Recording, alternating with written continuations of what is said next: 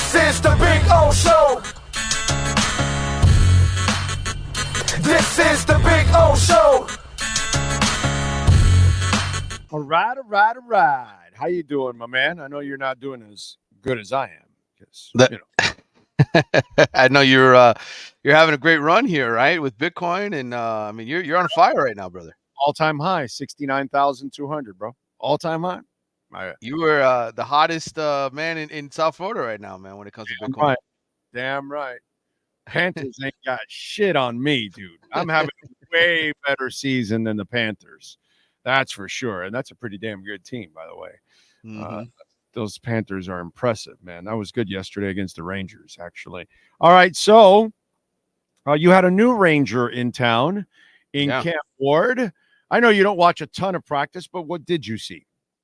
Well, we got a chance to watch about 7 periods, which included Cam Ward running through all kinds of little silly pregame stuff. They kind of knock him with a stick and kind of get him fired up. Like trying to knock the ball out of his hands and little tackle dummies, that kind of stuff, and then throwing the football.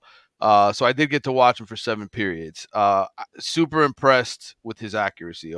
I think as a guy who's gone to a lot of Miami Hurricanes practices for many years, went through the Tate Martell ordeal where the first day there was wounded ducks flying through the air, watching him throw the football and seeing some other guys who just did not look the part. He very much looks the part of an elite college quarterback. And I'll say this for Reese Poffenbarger, the other kid that they got out of Albany, he's not bad looking either. And I think the coaching staff's really excited about him as a backup potential starter for 2025. And so I think, money well spent. They went out and spent close to $2 million to upgrade that quarterback room. They upgraded the quarterback room.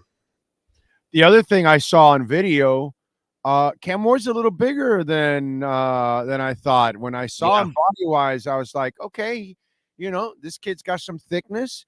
So at least he's not one of these guys that you worry about. He can maybe take a hit or two and he'll be all right.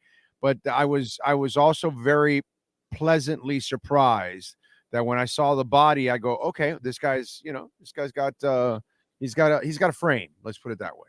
Yeah, about 6'2", 225, thick, not a thin build whatsoever. And so that's encouraging. We've talked about his fumble issues in the past, balls getting knocked out of his hands. Hopefully that's something that they can address here, because I'm sure they're going to use him in the red zone. He ran for 8 touchdowns last season at Washington State. So he's a guy that will probably run a little read option near the end zone and try to take it in the end zone himself a few times. So, but yeah, I think, look, he very much looks the part. Ja'Cory Harris, former Canes quarterback, was there yesterday watching practice. I talked to him briefly, and he said, yeah, guy looks like the real deal to me. Every throw he makes is exactly where you want it to be. So, a lot of people were impressed with him, and I think his body type, his size, everything. He looks like the total package. Yeah, no doubt. I'm trying to reminisce that incredible Northwestern class of Ja'Cory's. Yeah. That 2008 team that I went to Texas to go watch in their senior year of high school, and then they come to Miami, and really Sean Spence, I think, might have been the only one who lived up to the hype. He was the only one that actually even made it to the NFL. Steelers, I think. Well, you had Brandon Washington, I think, get drafted as well. He was an offensive lineman, but low, day 3 guy. I think it wasn't Aldarius Johnson. It was the other kid, Tommy Streeter, got drafted. You had a few of them get drafted now, but none of them had prolific NFL careers by any means. No, only the one kid at least played some, and it was a decent player. He was the only one.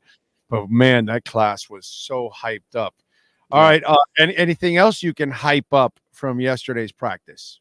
Well, the receivers, I mean, Xavier Restrepo and Jacoby George, maybe it's just because the DBs aren't very good, but they made them, first day creating tremendous amount of separation.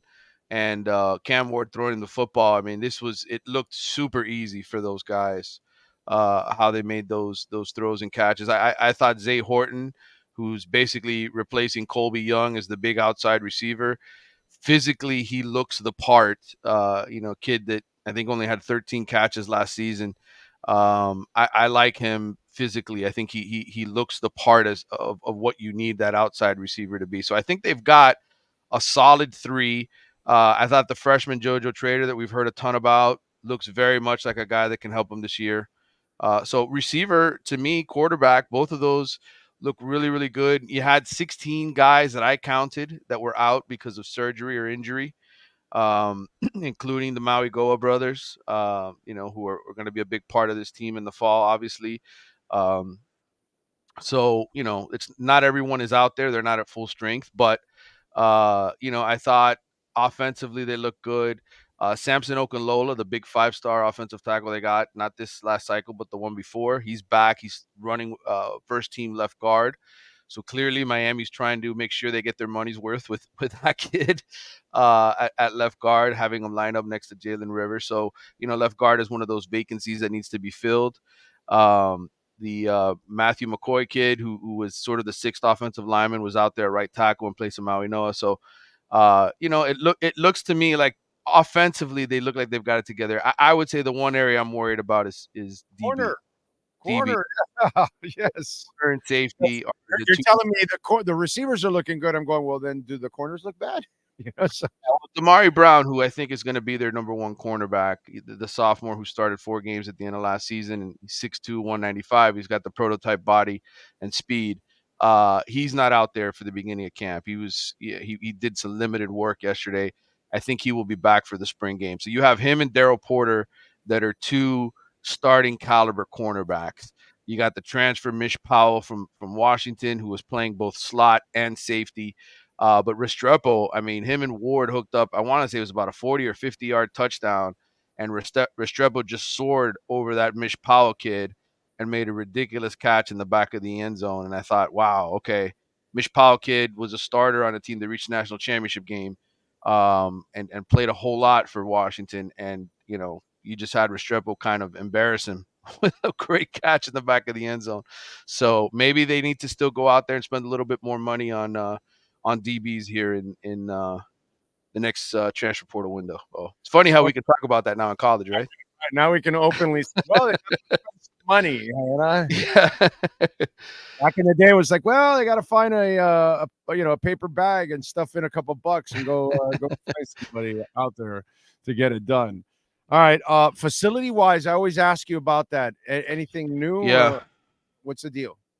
Well, I didn't see any construction where I think it's supposed to start, where they're supposed to start building the new football forever facility, as they call it, that'll be built in the next 3 to 4 years. There was, however, a ton of construction going on campus. As soon as I walked out of the indoor practice facility yesterday, I started walking towards the area where they've got some coffee shops and places to go hang out. And you walk away and you hear nothing but drills and hammers and all kinds of stuff. So there's all kinds of new buildings that are going up. The last time I talked with somebody in Miami's administration, they told me, look, we can only do so many projects at once on campus. So eventually they're going to get to it. I think the money is there. Obviously, they've had to raise a ton of money for NIL and everything else. I think it's just an issue of finishing some of the other projects on campus. It's still March, and this is still 3 to 4 years away from being built. So, but they're going to get to it. I keep being told the same thing every time I ask. They will start as soon as they can get to it. What are you working on the athletics so folks can check you out, my friend? Well, I just had my takeaway story post yesterday. A lot of things that were said about Cam Ward and how impressive he's been since his arrival. A lot of leadership in that regard. Things that I think Miami's hoping he can maybe make up for. Tyler Van Dyke wasn't necessarily the most talkative. Hey, let me take the team by the horns. I think Cam Ward is probably a little different in that regard.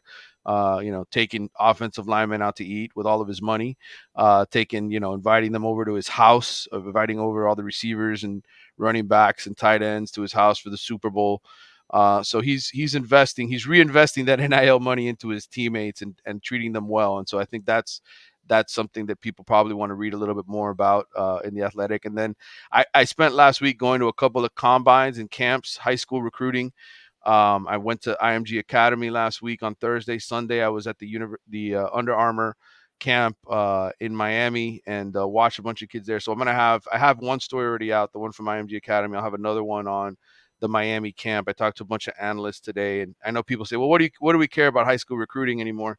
look, man, you still want to be the first one to get them out of high school. You don't want to necessarily get them on the rebound. If you can get them the first time around, they're good. You're not losing them all, bro. You're going to keep them too. So So really good year for wide receivers and DBs in 2025, and some really interesting standouts. 2026 class, a kid that I was really impressed. Kind of reminded me a little bit of Sean Taylor in terms of the way he's built and can play running back, safety, that kind of thing. So you want to read about those kids in the future, check out The Athletic. There you go. And of course, follow him on Twitter at Manny_Navarro. And remember, at caneswear.com, you can use our code BIGO10 and you will get 10% off when you go online at caneswear.com, and over $99 you'll get free shipping. If you go in personally, all right, you use our code BIGO10, you will get 10% off. Manny, as always, thank you, my brother. We'll catch up on Friday, my friend. All right, brother. Good talking to you. See ya. Got it. There you go. Get your